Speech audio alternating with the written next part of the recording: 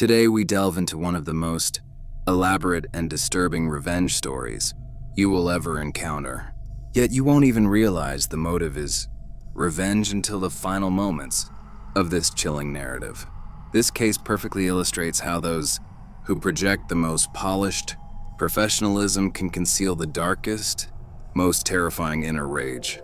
If you are a fan of the strange, dark, and mysterious delivered in story format, stay with us.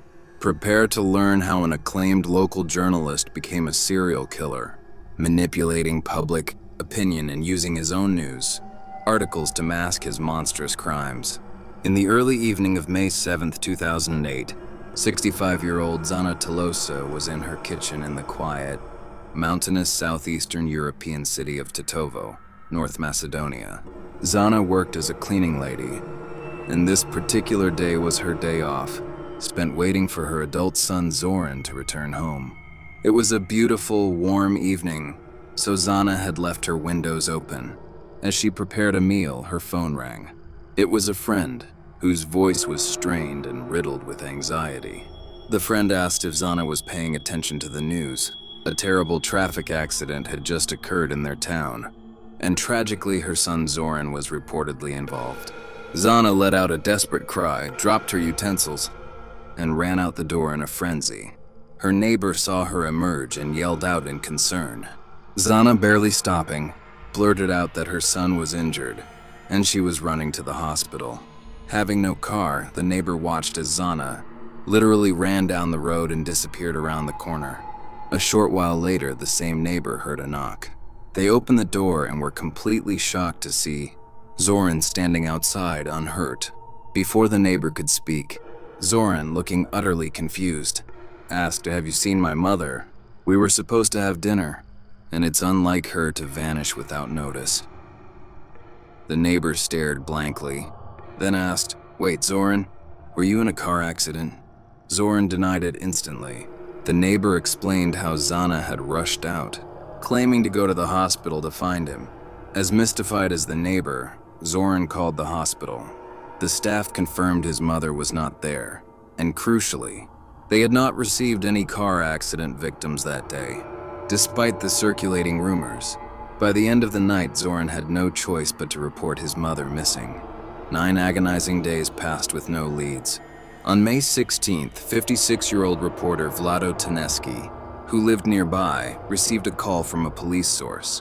The source informed him that Zana had been found, dead. Her body, which showed signs of having been beaten, strangled, and stabbed, was discovered, wrapped in plastic and dumped in an illegal waste site near the town's stadium.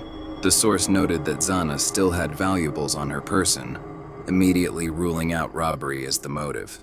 Police were baffled. Zana was a poor, elderly cleaning lady with no known enemies. It made no sense that she would be the target of such a brutal, intimate murder with no obvious financial incentive. Taneski, however, was not shocked. He was suspicious. He felt something was profoundly wrong. Perhaps Zana had a secret life, or perhaps she had stumbled upon a hidden danger. Taneski believed the truth was buried deeper than the police were willing to look. Vlado Taneski had a reputation as an aggressive and fearless journalist.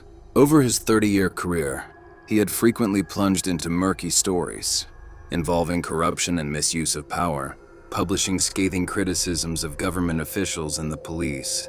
Consequently, he had faced numerous threats. Despite knowing the Zana case could put him in further conflict with authorities, Vlado felt a responsibility to uncover the truth. Determined, Vlado walked to Zana's apartment. Her son Zoran opened the door, and Vlado soon sat in the kitchen, taking detailed notes as Zoran recounted the bewildering night his mother disappeared and how she was lured out by a false news report. By the end of the interview, Vlado felt he had a strong working theory, and the key element was Zana's profession, a cleaning lady. It took Vlado a couple of days to solidify his theory, interviewing dozens of Zana's neighbors and acquaintances.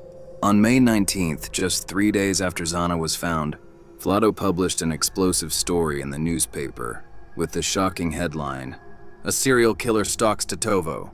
Vlado argued that Zana's murder was not an isolated incident, but was clearly linked to 2 other unsolved Murders of women who looked and lived just like Zana, poor, older cleaning ladies. This pattern struck Vlado the moment Zoran described his mother. The two earlier victims were 64-year-old Mitra Simjanosa, murdered in 2005, and 56-year-old Ljubica Likoska, murdered in 2007. Vlado's story was highly volatile because he openly criticized the police.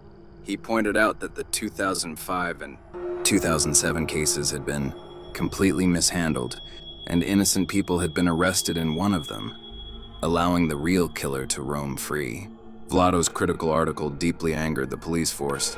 However, they acknowledged that Vlado's detailed investigation had unearthed significant new information that lent serious credibility to the serial killer theory. Based on his reporting, the police officially began a fresh investigation, linking all three murders. At the same time, Vlado began to notice he was being tailed constantly by police officers. He assumed they were trying to intimidate him due to his harsh criticisms. Vlado anticipated the blowback and accepted the surveillance, confident that he had done his job by exposing the truth. By early June, about 2 weeks after Zana's body was discovered, the police's new investigation had drastically narrowed their list of hundreds of suspects down to just 3 people. They felt an arrest was imminent. A month later, on June 20th, Vlado was still under subtle surveillance, but the police had not made any public statements about the case. On this day, Vlado's newspaper editor received a call from a police officer stating they were about to make an arrest in the serial killer case. The officer's decision to call the editor, rather than the journalist actively covering the case, Vlado, struck the editor as odd. The editor immediately called Vlado to tell him the news, but Vlado did not answer, which was completely out of character. The editor assumed Vlado must have already learned of the imminent arrest and was on location. Meanwhile, on a quiet street in Tetovo, police SWAT teams surrounded an overgrown, modest 2-story home. A team of officers approached, knocked, and ordered the occupant out. After a tense silence, the door slowly opened, and a man who appeared very unthreatening and calm stepped out. The police immediately arrested him and took him away. Minutes later, Vlado's editor received another call from the same police officer, confirming the arrest had been made. The officer then told the editor the name of the man they had caught. The editor dropped the phone in absolute shock. The serial killer was Vlado Taneski.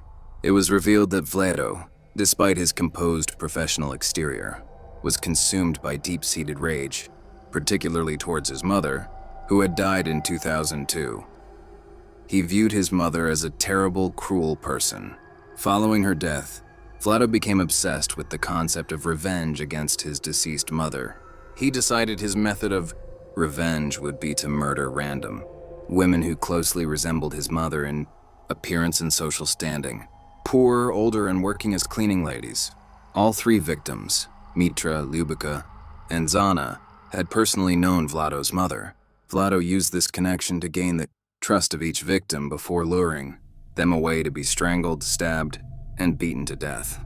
In his own explosive newspaper stories, Vlado had fabricated details to intentionally mislead the police.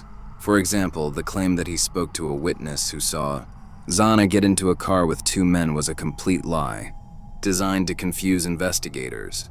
Crucially, Zana's trap. Vlado himself planted the story about her son, Zoran's fake car accident on the radio. Because he was a former employee, the radio station believed him without fact-checking. This broadcast was an intentional trap, designed by Vlado to make Zana panic, flee her home, and become vulnerable to abduction and murder. What ultimately led to Vlado's capture was the inclusion of highly specific, unreleased details in his newspaper articles. He reported that all 3 women had been strangled with telephone cords, left at the scene, a detail only the killer and the police knew.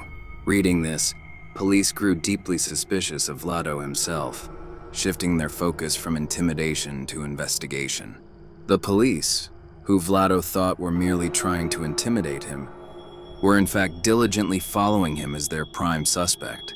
Once a DNA sample was acquired, their suspicion was confirmed. Vlado was immediately charged with 2 of the 3 murders, and police were preparing the 3rd charge. However, on June 23rd, just 3 days after his arrest, Vlado Taneski died in jail under mysterious circumstances. He reportedly drowned in a small bucket of water inside his jail cell, despite having 3 other cellmates who claimed not to have noticed anything. Vlado's death was officially ruled a suicide. Following his demise, all murder investigations were officially closed. The story of Vlado Taneski stands as a grim reminder that the hero of the narrative can sometimes be the villain of the story, and that the darkest revenge can remain hidden until the very end.